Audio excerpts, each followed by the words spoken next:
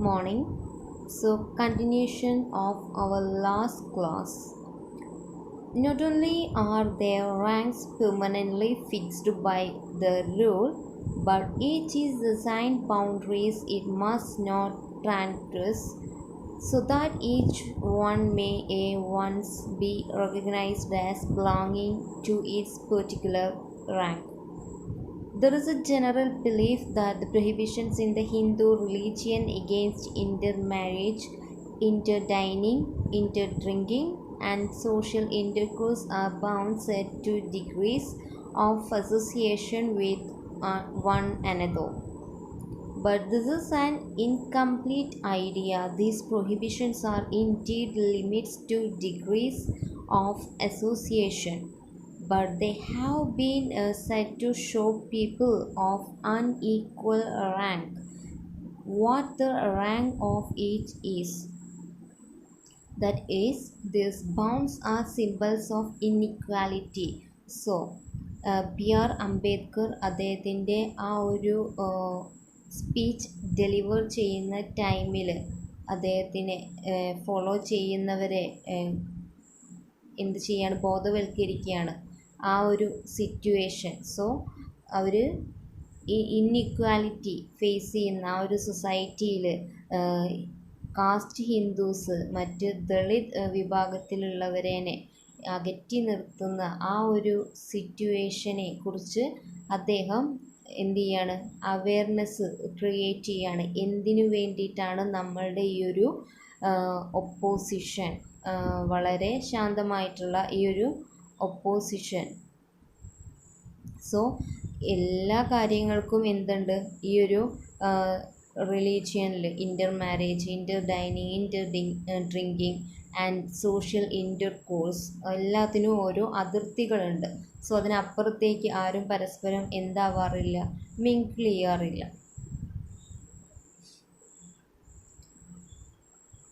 Just as the crown on a man's head shows he is a king and the bow in his hand shows him to be a Kshatriya, the class to which none of the prohibitions applies is considered the highest of all, and one to which they all apply is reckoned the lowest in rank. The strenuous efforts made to maintain the prohibitions are for the reason that if they are relaxed, the inequality settled by religion will break down, the equality will take its place. So സൊസൈറ്റിയിൽ ഒരു എല്ലാ മനുഷ്യരും എന്ന് പറയുന്നത് എങ്ങനെയാണ്, ഈക്വലാണ് by birth. പക്ഷേ അവരുടെ സ്ഥാനങ്ങൾ അവരെ എന്ത് ചെയ്യുന്നു, വേർതിരിക്കുന്നു. കിരീടം വെച്ചയാൾ കിങ് ആവുന്നു, തൊഴുതു നിൽക്കുന്ന ആൾ ക്ഷത്രിയനാവുന്നു. സോ അത്തരത്തിലുള്ള ഒരു റാങ്ക് ഡിഫറൻസ് എത്രമാത്രമാണ് നമ്മളുടെ സൊസൈറ്റീനെ റിലീജിയൻ എന്ന് പറയുന്ന ആ ഒരു സ്കെയിൽ വെച്ച് ആളുകളെ അളന്ന് മാറ്റി വയ്ക്കുന്നത്. The caste Hindus of Mahad prevent the untouchables from drinking the water of Chavdar Lake not because they suppose that the touch of the untouchables will pollute the water or that it will evaporate and vanish.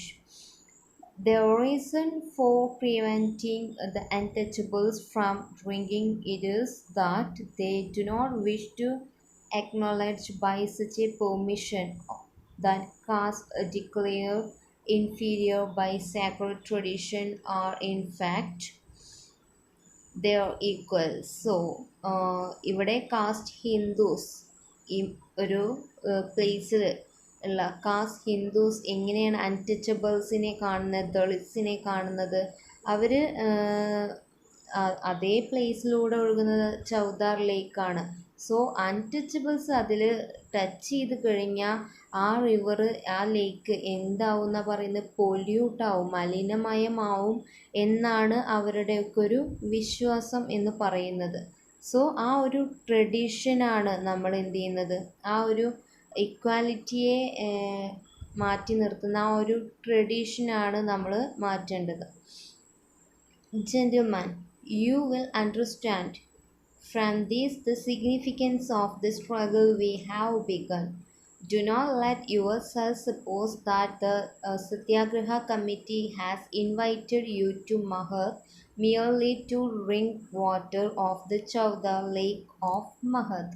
So, gentlemen, വിളിച്ച് അദ്ദേഹം address ചെയ്ത് അദ്ദേഹം പറയുകയാണ്, നമ്മൾ just എന്തിനു വേണ്ടി മാത്രം വന്നവരല്ല, വെള്ളം ഇവിടുന്ന് കുടിച്ചു പോവാൻ വേണ്ടി വന്നവർ മാത്രമല്ല. It is not as if drinking the water of the Chowda lake will make us immortal. We have survived well enough all those days without drinking it. We are not going to the Chowda lake merely to drink its water.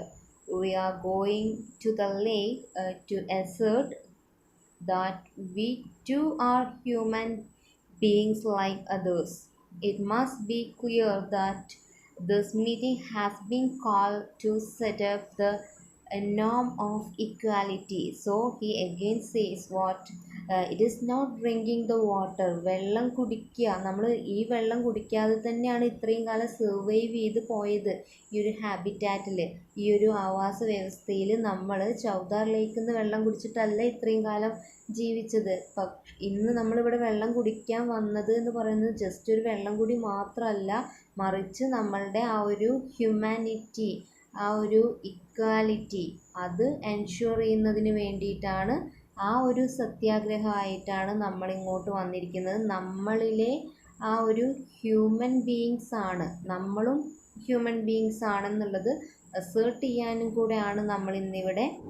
I'm certain that no one who thinks of this meeting is in this light will doubt that it is unprecedented. I feel that no parallel to it can be found in the history of India. If we seek for another meeting in the past to equal this, we shall have to go to the history of France on the continent of Europe. 130 years ago, on 24 January 1789, King Louis XVI had convened by royal command an assembly of deputies to represent the people of the kingdom. So അദ്ദേഹം തൻ്റെ ഫോളോവേഴ്സിനോട്, തൻ്റെ ഓഡിയൻസിനോട് പറയുകയാണ്, നമ്മൾ ഇന്നിവിടെ ചെയ്യുന്ന പോലെ ഒരു meeting നമ്മളുടെ ഇന്ത്യയുടെ ചരിത്രത്തിൽ പോലും ഉണ്ടായിട്ടില്ല. എന്ന് വെച്ചാൽ ഒരു അൺടച്ചബിൾ ആയിട്ടുള്ള അല്ലെങ്കിൽ അൺടച്ചബിൾ വ്യക്തികൾക്ക് വേണ്ടിയിട്ടുള്ള ഇത്തരത്തിലുള്ള ഒരു സമരമുറ നമ്മളുടെ ഇന്ത്യയുടെ തന്നെ ഒരു ചരിത്രത്തിൽ ഇല്ലാത്തതാണ്. ഇനി നമ്മൾ ചരിത്രം എടുത്തു നോക്കുമ്പോൾ എങ്ങോട്ടേക്ക് പോകേണ്ടി വരും? ഫ്രാൻസിലേക്ക് പോവേണ്ടി വരും. അവിടെയാണ് കാലങ്ങൾക്ക് മുന്നേ ഒരു 38 ഇയേഴ്സ് മുന്നേ, ജനുവരി 24 1789 എന്ത് ലൂയിസ് 16 ആ ഒരു ടൈമിൽ എന്ത് ചെയ്തിട്ടുള്ളത്, ഇങ്ങനൊരു സമരമുറ ഉണ്ടായിട്ടുള്ളത്. This French National Assembly has been much vilified by historians. The assembly sent the king and the queen of France to the guillotine, persecuted and massacred the aristocrats and drove their survivors into exile. So എന്ത് ചെയ്തിട്ടുണ്ടായിരുന്നു?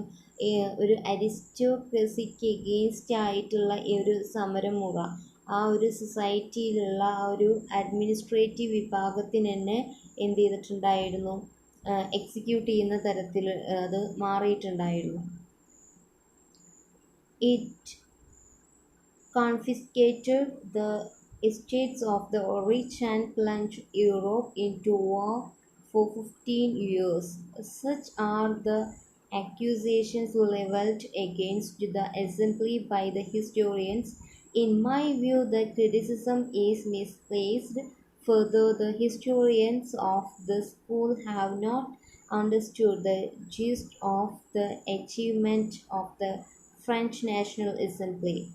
That achievement served the welfare not only of France but of the entire European continent.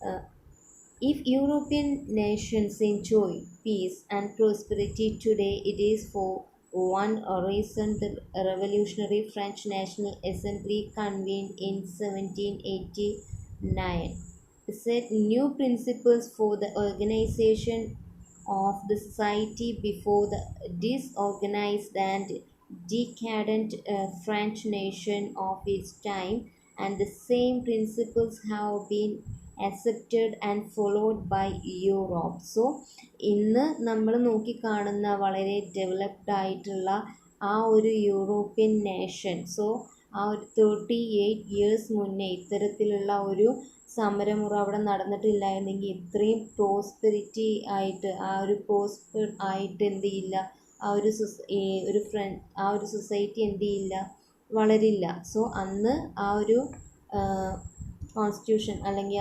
അത്തരത്തിലൊരു സമരമുറ യൂറോപ്പിൽ ഉണ്ടായതുകൊണ്ടാണ് ഇന്ന് അവിടുത്തെ ജനത എന്തായി കഴിയുന്നത്, prospered ആയിട്ട് കഴിയുന്നത്.